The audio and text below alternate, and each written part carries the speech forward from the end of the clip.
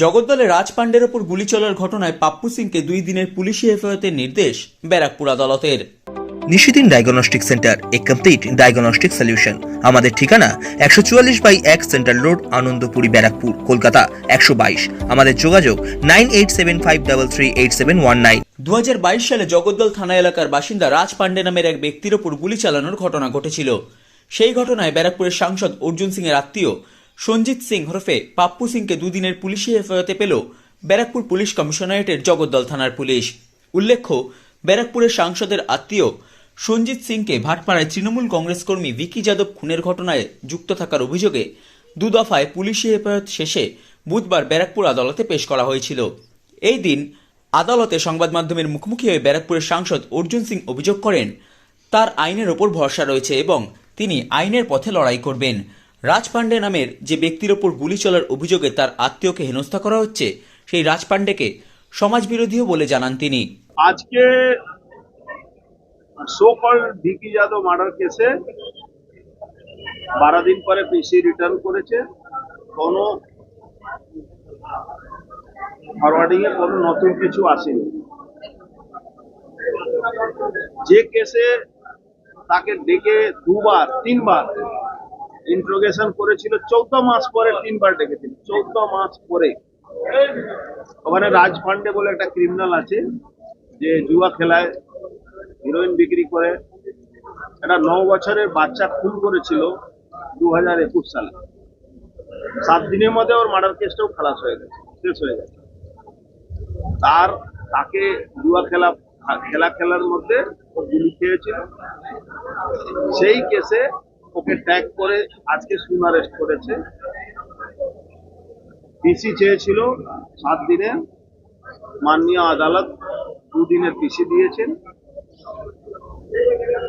আর এরপরে কোনো further development নেই। মোবাইলটা বাজেয়াপ্ত করেছিল। মোবাইল তো পাপ্পু সিং এর পুলিশের কাছেই আছে, মোবাইল বাজেয়াপ্ত কি?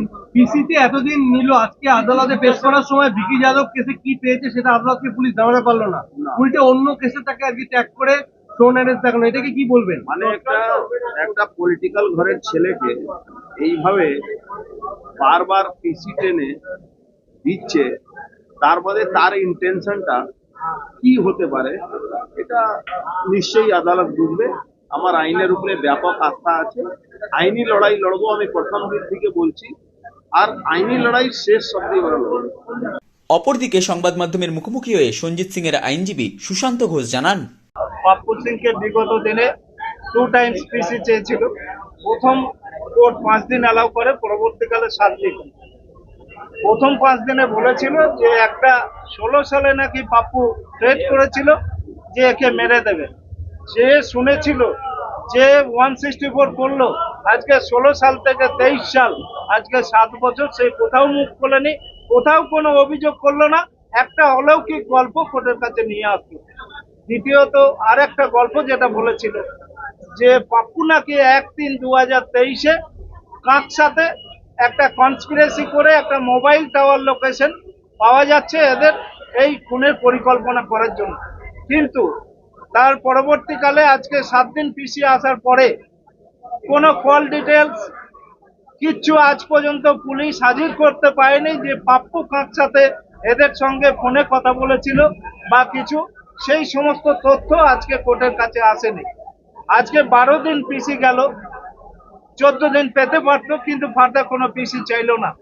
দ্বিতীয়ত আজকে জগদ্দল পিএস কেস নম্বর 675/2022 ডেটেড 14/10/2022-এ পাপ্পুকে আজকে শোন অ্যারেস্টে প্রেয়ার দেওয়া হয়। কি ঘটনা?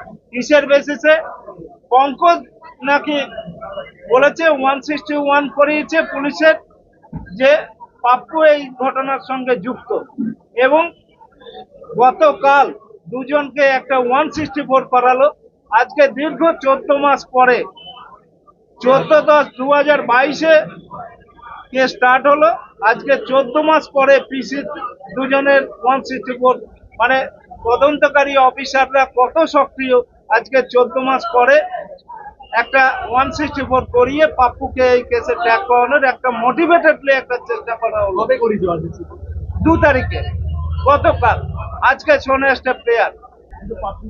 পাপ্পুকে আজকে 7 দিন পিসি চেয়েছিল কোর্ট, 2 দিন পিসি অ্যালাউ করেছে। 5 তারিখে পাপ্পুর দুটো কেসেই প্রোডাকশনের ডেট আছে। সাধ্যের মধ্যে স্বপ্নের ফ্ল্যাট খুঁজছেন? লাবণ্য গ্রুপের পক্ষ থেকে ব্যারাকপুর হরিসভা মন্দিরের নিকটে সোনাঝুরি আবাসন।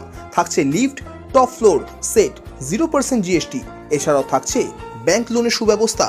দেশের 75তম স্বাধীনতা দিবস উদযাপন উপলক্ষে থাকছে প্রতি ফ্ল্যাট কেনার উপর আকর্ষণীয় উপহার। থাকছে 10 গ্রাম সোনার কয়েন সম্পূর্ণ বিনামূল্যে। ফ্ল্যাট বুকিং চলছে। আমাদের যোগাযোগ 7278 200 456।